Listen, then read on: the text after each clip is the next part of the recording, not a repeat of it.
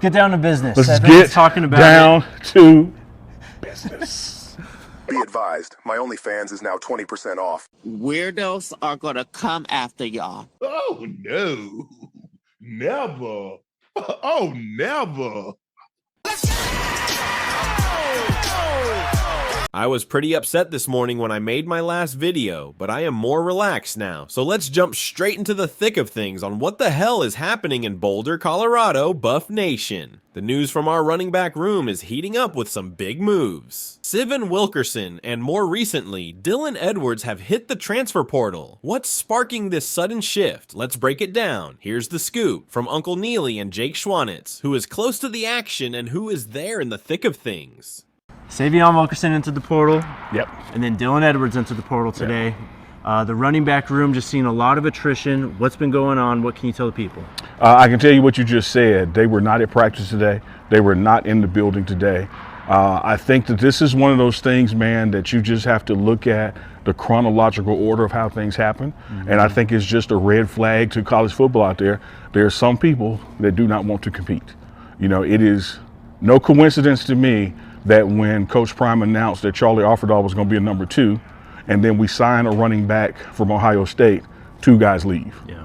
This is not the environment where you're going to be guaranteed anything. You know, Alton McCaskill, his own statement when he left, he wants to be the one somewhere. And if he's not going to be the one, he's not going. We don't negotiate like that. The best players are going to see the field. If you don't feel you can compete and become the best player, we wish you well in your future opportunities. Dylan Edwards, great guy, you know, very talented, had much success week 1 last year at TCU. Wishing him the best wherever he lands, but it just seems chronological order-wise that he left camp because someone was coming in. A lot of the questions are, surrounding this kind of drama right now. Can you tell us or share any insight as to why Dylan entered the transfer portal? I haven't spoken to Dylan, right? So these are, again, just assumptions on my part based on the timeline. I do know this internally. When you look at what Pat Shurmur was developing for this offense, Dylan Edwards was part of it. You heard at his press conferences how he was now featured in the pass game and the run game. For you to have all that going for you and want to transfer for a better opportunity, because let's just keep it 100.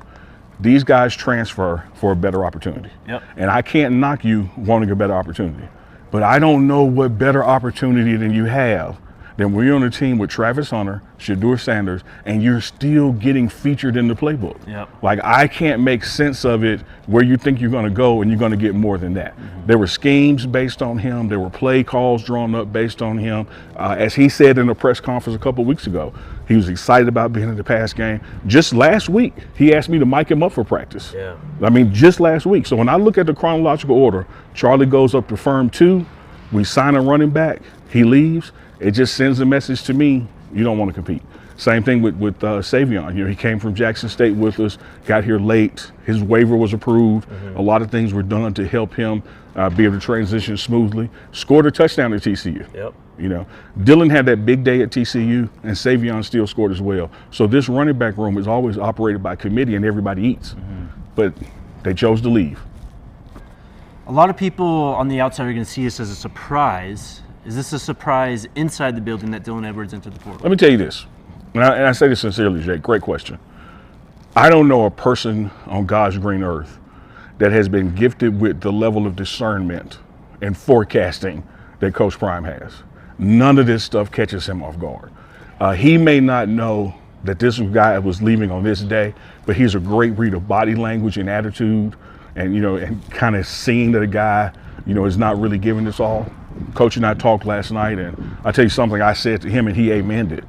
I'd rather find out mid-April than mid-September. Because a guy who will check out for an opportunity now will check out for an opportunity in October. So as Coach Prime will put it, God shakes a tree and the bad fruit will fall off. The fruit that's going to stay is going to be there. We're happy with what we got. There are going to be some more running backs coming in. We're going to have a fine run game, fine running back featured in the passing game. Of course, man, you cannot sugarcoat or try to diminish or water down the talent that Dylan Edwards.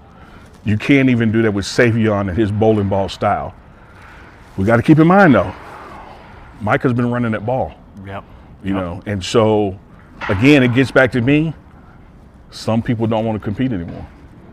I mean, you mentioned Micah, you mentioned Charlie. I mean, this running back room is going to be a big part of this team for sure. Absolutely. But the story has always been Shedeur and these wide receivers, especially all of spring. You know, Amari Miller's breakout. Sure. Micah Welsh has been one of the stories. Sure. You could even say Charlie. So Sure. while Dylan is, it's going to hurt. We're not going to sugarcoat it and say that this doesn't No, hurt because not he's at a all. very dynamic player. But the core pieces of the team are still in place. This team is built around Shedeur Sanders. You have a once-in-a-generational quarterback. This team is built around Travis Hunter. You have a once-in-a-lifetime two-way player, right? I'm fortunate enough, I'm 53, I've seen two of them. I've seen Deion Sanders and now Travis Hunter, so I cheated. I got two in my lifetime. But most people out there are only going to get to truly see this once in their lifetime. You have to predicate all you do around that talent. And how do you armor it and support it? It's much like the greatest show on turf, all right? You had those killer receivers out there, but look what Marshall Faulk was doing. You know, Dylan could have been that, or whatever running back comes here is going to be that, because there's going to be run plays, and there's going to be situational runs where you have different backs. Man, I tell you who I think about. I think about Alton McCaskill in this. Yeah. I mean, dude, if you wait a week, look how the landscape changed in just 5 business days from when he transferred. You know, he wants to be the one. He wants to be somewhere the one. Right after he did it, the one opened up here. So, and let me tell you what we can't leave out of this. We can't leave out of the Cormani McClain part of this. Yeah, go ahead. You know, I've seen statements from guys, and he's saying things like, you know, he wanted to go to a program that wasn't click-based. Yeah. You know, let me tell you what I witnessed. I have witnessed a head coach who goes well out of his way to not tell what he could tell about these players. He leaves a lot of it up to interpretation. A lot of it is just like, no, I'm not going to do that. Let them fade, wish them well. But when you have somebody say things like that, and let me testify what I witnessed, right? I've been in a team meeting, Jake, and Coach Prime says, Cormani, you're going to start this weekend. But here's what I need for you to start. You got to be on time for meetings this week. You got to watch so many minutes of film, and you got to show up at practice. The guy hits a trifecta in doing none of them. You're told this like on a Monday, right? Mm-hmm. And you check every box of what not to do. It's crazy, man. But then you leave and say, well, I want to go to a program that's not about clicks. You got Kevin Mathis, Deion Sanders, now Robert Livingston. What cornerback would not want to thrive in that system? It's a great question. And honestly, I think you just look at the offers that Cormani McClain's gotten so far. No real serious P5 offers. There was some interest, but it's all USF, UCF, who is Power 4 now, and Memphis. So I think the word is out there. What happened here with Cormani McClain and Coach Prime in this program, and I think teams are obviously very aware of it. And I don't know his high school coach, God bless him, but I've even seen him make statements now affirming what we found out. Statements that weren't made beforehand. You know, and so I think people are going to see, and again, Cormani McClain, Dylan Edwards, Alto McCaskill, Savion Wilkins, who I knew personally from Jackson State. I wish them all the best. But this coach here in Deion Sanders has an open door policy. You can go talk to him any time of the day. He eats lunch in the cafeteria, rides in the elevator. When they have weight room days, he's in the weight room with them, working out and talking to them. There's not a player in this organization that can say, well, I didn't get the chance to talk to him. And then they leave without talking to him. They leave and sometimes don't even talk to their position coach. That says so much about that player than it does this organization. So there you have it. It looks like Coach Prime has shaken things up. He's setting the bar high, signaling a no-compromise attitude by promoting Charlie Offerdahl and bringing in fresh talent from Ohio State. The message is crystal clear: this program is for those who are ready to fight for their spot. Not everyone's cut out for the challenge, as seen by the swift exit of 2 of our runners. This is the big leagues: either step up or step out. Dylan Edwards, known for his explosive start last season at TCU, has decided to pursue what he perceives as a better opportunity. Despite being a pivotal part of our offensive strategy, blending his skills in both the passing and running game, it seems the allure of a new path was too tempting to resist. But here at Colorado, it's about the bigger picture, not just immediate gains. In the grand scheme, these departures aren't a setback, but a strategic realignment. Coach Prime's legendary intuition for team dynamics means we're never caught off guard. His ability to foresee which players are fully vested enables us to adapt and evolve continuously.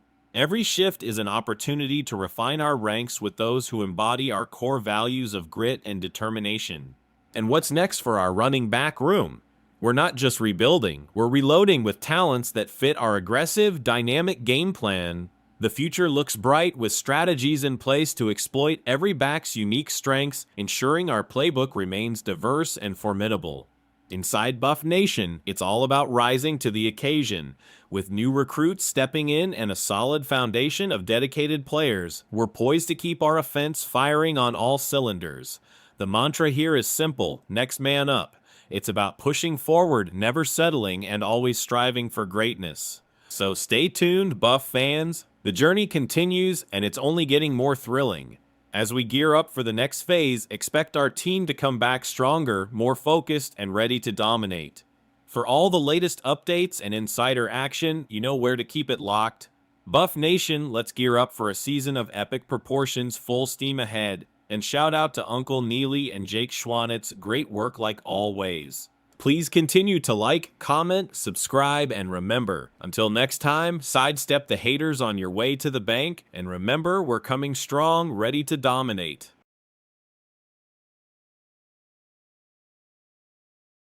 I'm coming. I already made reservations. That's the believer. Are you the belief or the believer? I know who I am. We gotta find out who you are. I'm coming.